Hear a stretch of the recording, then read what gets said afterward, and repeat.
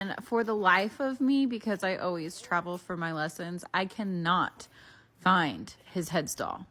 I don't know where it's at. I usually have a little tack bucket in the pickup that I take to go to my lessons, and it's not in there. And I've looked up and down, right and around, and I'm irritated because we are harvesting, and I had a brief moment to myself where I was able to take some time and get on the back of Lewis, but then I couldn't find the headstall. So I go to get on him. He moves. I think it was a sign. He was warning me that my cinch wasn't tight. He was like, actually, that's not tight, ma'am. And then he was kind of being a little turd. He kept moving his feet. And if you guys remember in my horse lessons, in my journey, when I first got Rocky, he would do the same kind of thing. He would like step off to the side every time I go to get on him. And so because I've had multiple lessons and training in this, I now know to... I'm sitting here editing this video and I'm like, you know what? I love Rocky. Rocky was like a really, really great horse for me. If you guys remember, I learned a lot off Rocky, and then he got arthritis and I couldn't ride him anymore. But this was the stuff I was talking about, stepping off.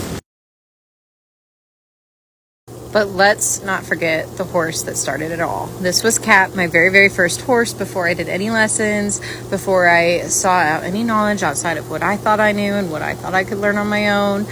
And it was traumatic. I cried a lot during my ownership with this horse. And if you've been following along, you know all the backstory to what happened with me and Kat. But she is in a much better ownership with somebody who's way more advanced than me. How to handle it. And so Lewis and I had a little bit of a coming to Jesus because he steps off every time I go to put my foot in that stirrup. And I need you to not do that, mister. And so here we had our little talk after this last one. Bent his head around. We were like, not interested in that. We're not doing that, sir. And so then he was like, okay, I got it, Mom. I won't do that. And he acted like a perfect gentleman as I stepped up top. Love this horse so freaking much. So we did a little cruise around the pen in his halter since I can't find his headstall.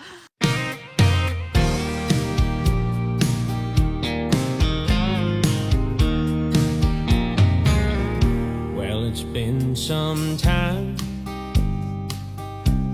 You still look like an angel. I heard you're doing fine. Got promoted back in April, and you met someone. Your dad says he's okay.